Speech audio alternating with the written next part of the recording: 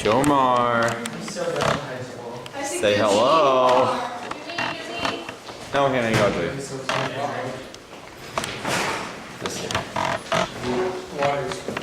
you? Ew, yeah, Grace.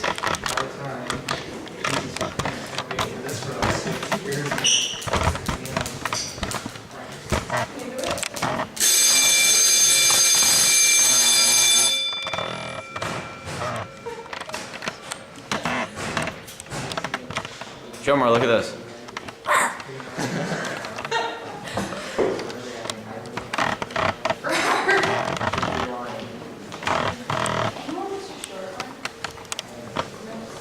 Mr. Who?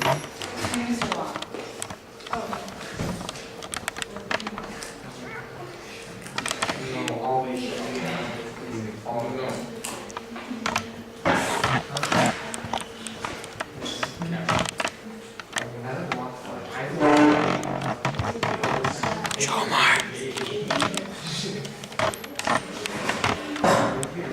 How are you, Jomar?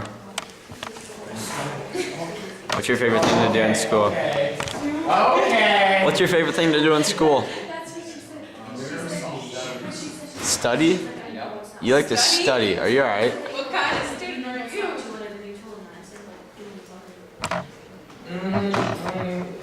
Should have first time meeting.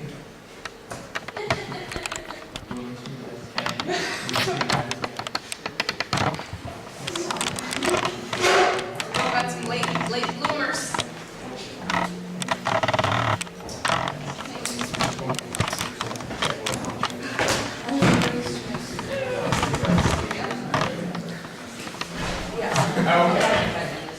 Is this for us?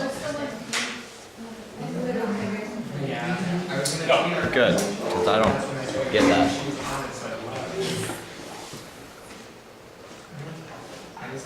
Nothing to do with you.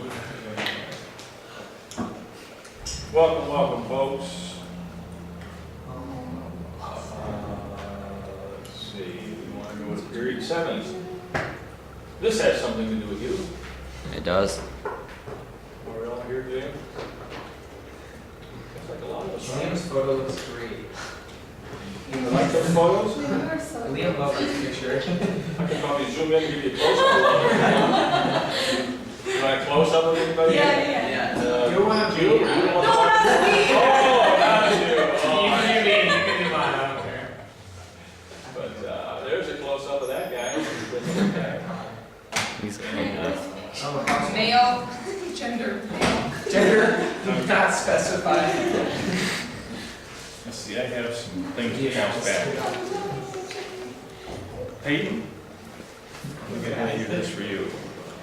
Carly? Is Carly in this class or is she in next class? Carly.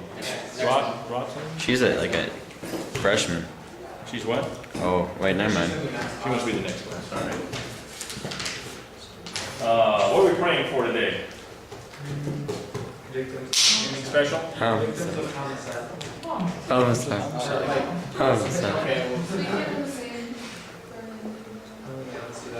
Which one? The California shooting. All right, we can do that, thank you. In the name of the Father, and the Son, and the Holy Spirit. Lord, we thank you for the great day we're having here in Fort Dodge. We ask that you be with those that have gone through lots of change in their life, specifically the people in California, and the 14 individuals that were killed. Be with their families and give them your comfort. In Jesus' name we pray. Amen.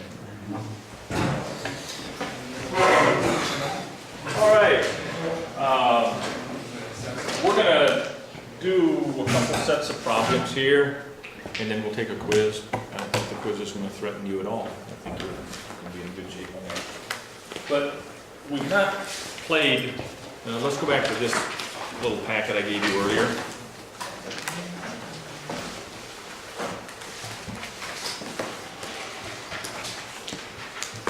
Are we live? Yep. All right. So on your paper here with your genetics problems, problem number 1 there says a normal man marries an albino woman. To be honest with you, I think we did that one, didn't we? I don't remember that. when it comes to test time, you're not going to have to remember what's normal, or excuse me, you're not going to have to remember what's dominant, what's recessive. I will give you that information. So don't worry about trying to memorize all the dominant traits versus all the recessive traits and stuff. Don't worry about that. Okay? But we want to do number 1 again, or are we done with that? Let's do it. What's dominant, what's recessive? In albinism. Well, you go back to the page before that, and it tells you that normal skin pigment's dominant, albinism is recessive. So if we do a big N, it's normal, small n's albino. So do problem number 1. Got about 10 seconds.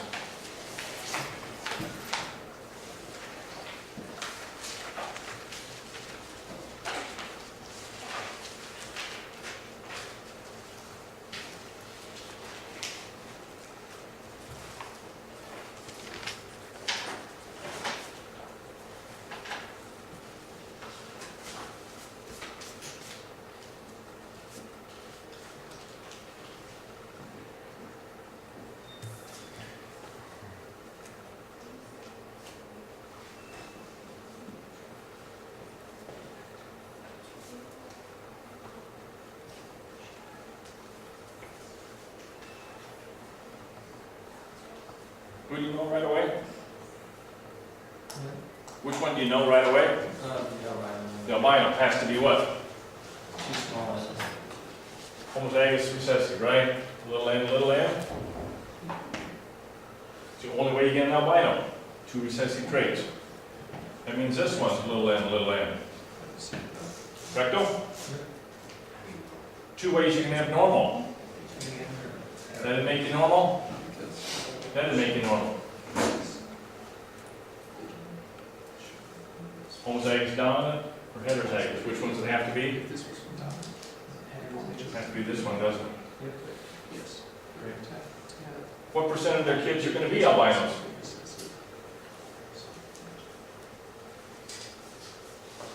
What percent of their kids will be albinos? 50%, isn't it? Put that in the Punnett square.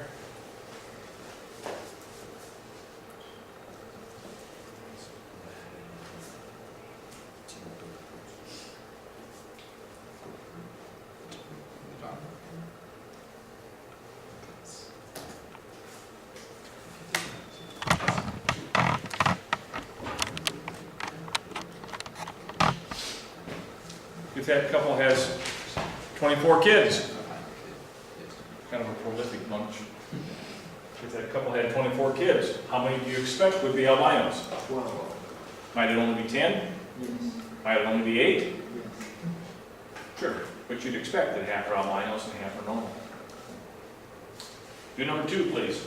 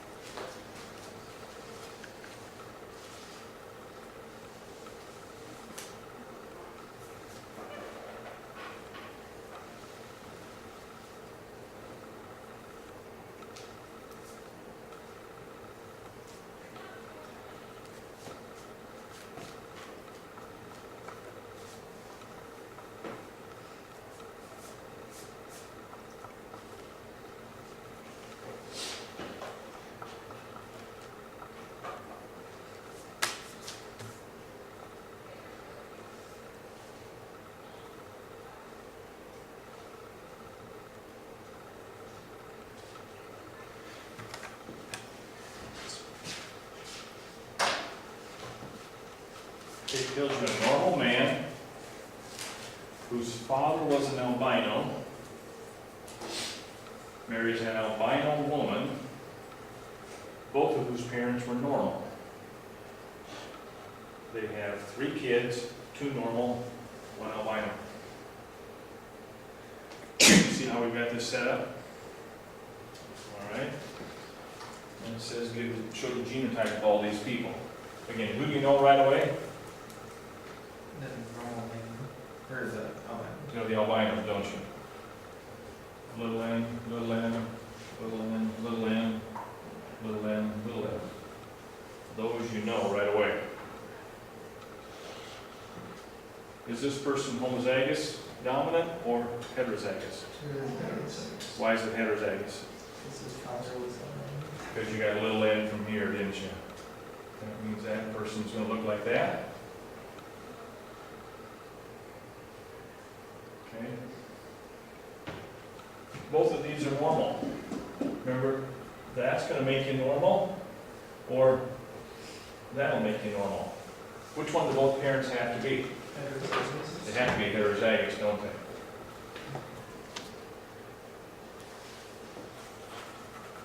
They have to be, because one of these little ends is going to come from mom, one little end is going to come from dad.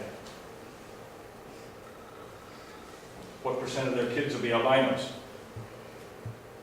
What % of their kids will be albinos? 1/4. Put it in the Punnett square. Big N, little n, big N, little n. What's that person? And what genotype, phenotype? Normal. What's that kid? Normal? Normal? Albino. That's 1/4 of their kids will be albinos. Which means if they have 15 kids, how many do you think will be albino? 3, 4, 5, correct? 1/4 of their kids will be albinos. Okay? What % of their kids are albinos?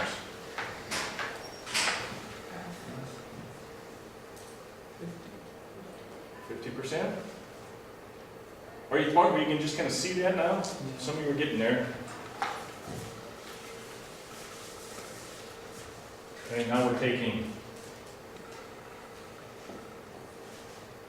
that person with that person. What's that? Normal? Whoops. Oops. Normal? Nah. Albino, thank you. Normal? Albino. So half of their kids will be albino, and that's kind of the way it's turning out. Is this person homozygous dominant or heterozygous? Why does it have to be heterozygous? Because you got a little n from this person, right? So all these guys have to be big N, little n. Doing all right? Doing all right? We haven't done blue eyes and brown eyes yet. What's dominant and recessive? What's it tell you? Where's eye color on here? Did eye color not make this? Really? I don't see it. I must have forgot to type that one on there. All right, let's figure it out. I think we can do this.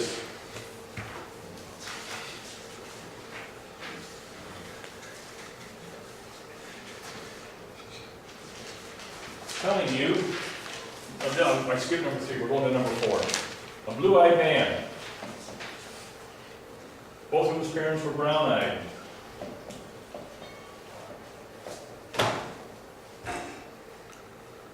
Marries a brown-eyed woman whose father was brown-eyed and mother was blue-eyed. they have one child, blue-eyed.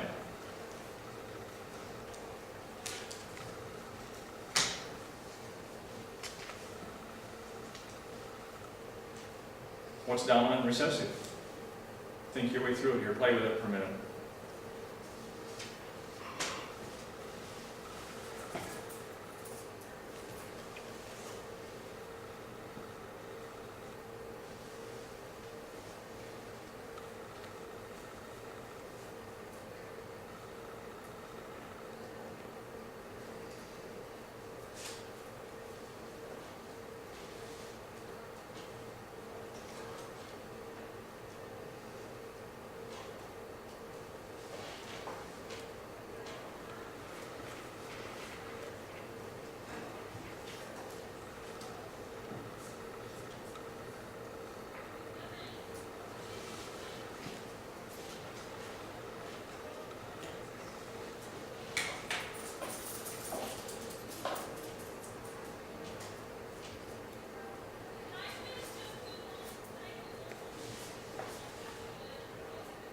What did you decide is dominant? Brown. Pardon? Brown. Brown.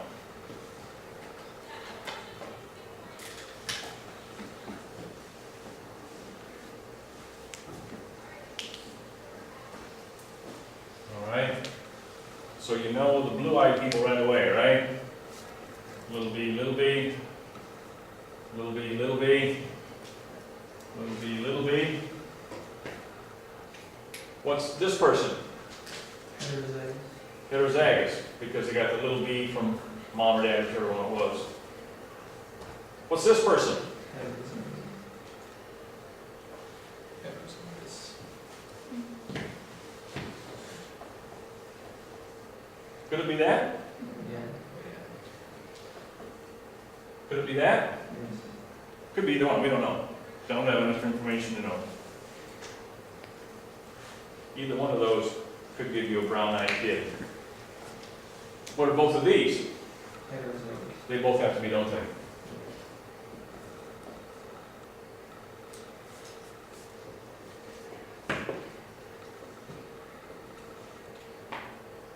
What percent of their kids will be blue-eyed? 50. 50%? We put this in a Punnett square.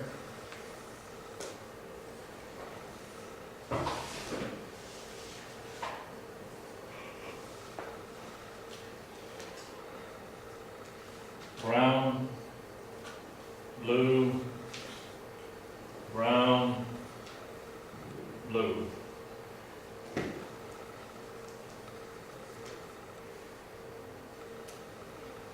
Going to add one more twist to it. That's all I'm doing is keep twisting it. One more twist. Is this the mother? I think this is the mother. This mother says, I've always wanted a blue-eyed little girl. We're going to love either one of them, but she always wants a blue-eyed little girl. So what are chances of her first child being a blue-eyed girl? 25. Why? Because it's 50-50 for the boy and girl. It's 50-50 for the blue-eyed, brown-eyed. Exactly. Yep. So you look at these two, half of their kids are going to be brown-eyed, half will be blue-eyed. Half will be boys, half will be girls. So she's got, 50-50 chance of having blue eyes and a 50-50 chance of having a girl. So she has 1 out of 4 chance of having a blue-eyed girl. So the first one's born, and it's a blue-eyed girl. She beat the odds, got what she wanted. She's pregnant again. What are the chances of having another blue-eyed girl? 25.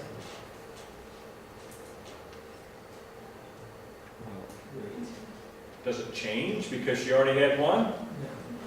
Doesn't change, does it? Every time you flip the coin, it's still 50-50. It's called the law of independent assortment. Just because you had the blue-eyed girl once, doesn't mean that's one done, now you have to have one of the others. Okay, every time you flip the coin, every time you have a baby, you go back to the same original genetics and the same original chances. Might she have 6 blue-eyed girls in a row? Might. That's beating the odds, but it's possible.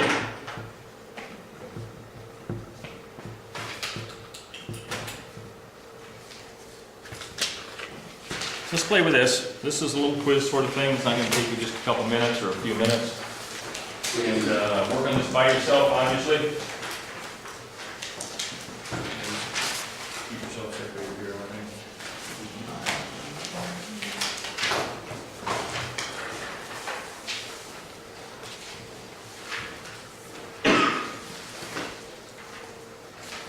Ready to go. Just read that paragraph and answer the questions.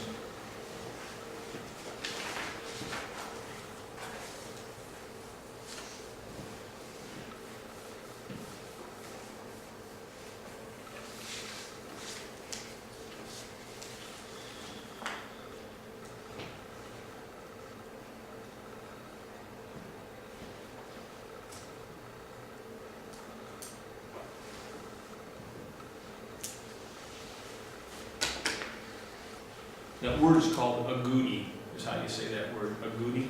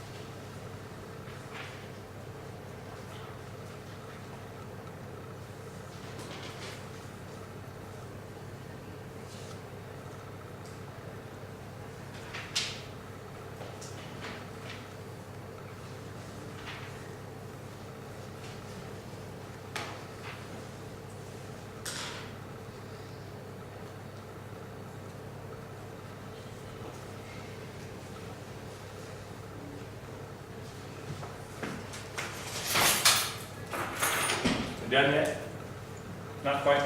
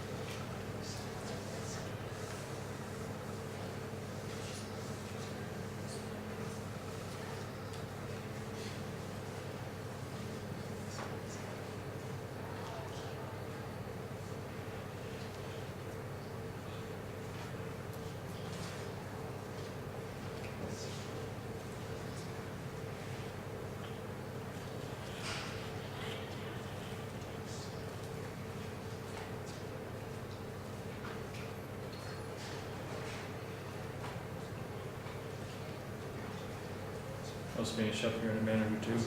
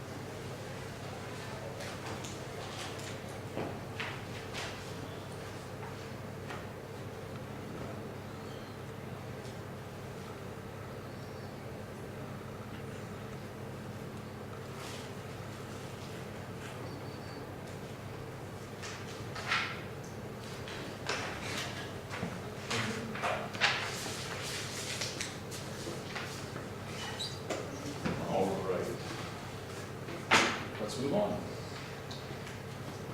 On your problem sheet, we've not done anything with tomatoes yet. And,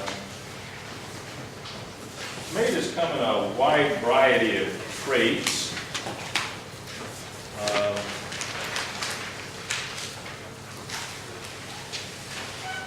Look at tomatoes. Let's pull up some tomatoes here.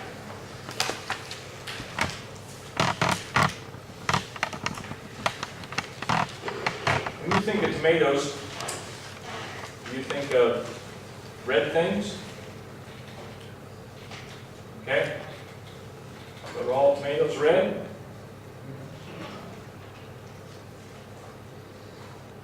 Okay?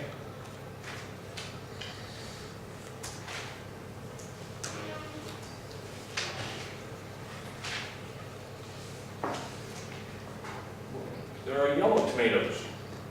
Have you had yellow tomatoes? No. Have you seen them? Now, there are yellow tomatoes.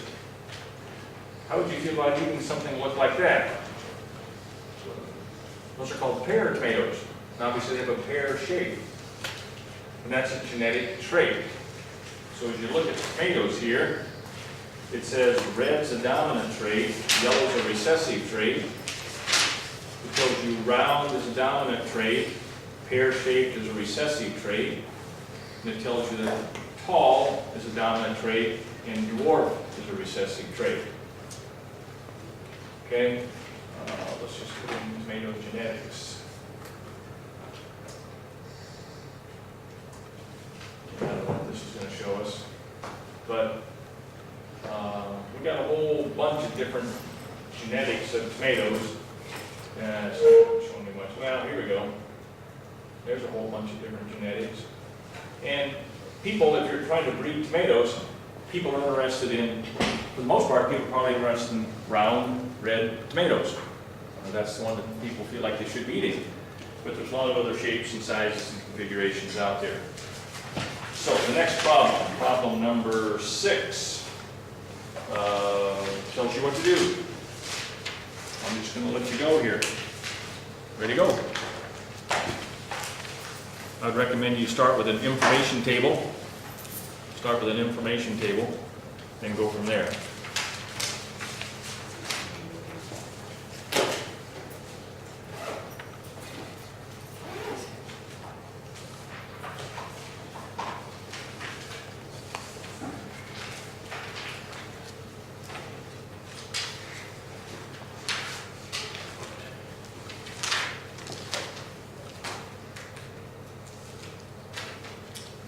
I would invite you to make your information table, check with a buddy.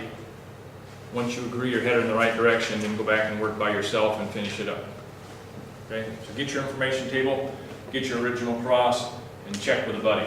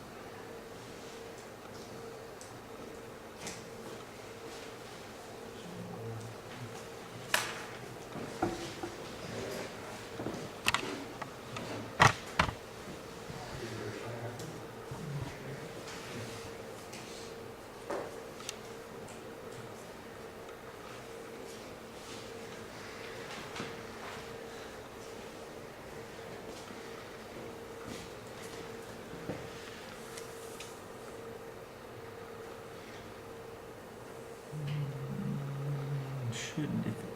It becomes probably a matter of neatness, you know.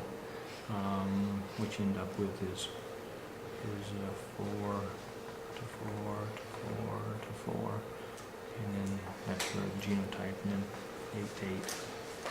So somewhere in there you got turned around somewhere.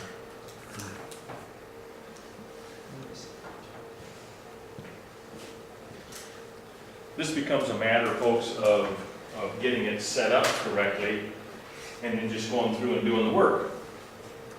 Where did I sit down my sheet at? Here it is. Okay. If you are, your information table as far as shape, dominant trait is round. So big R is round, small r is pear-shaped. As far as height, big T is tall, small t is dwarf. So you're crossing a plant that's homozygous dominant for shape, and heterozygous for height, with one that's heterozygous for shape, and homozygous recessive for height. Hopefully that was your original cross. It's just a matter of there. See you tomorrow, guys, okay? Take care, see you then.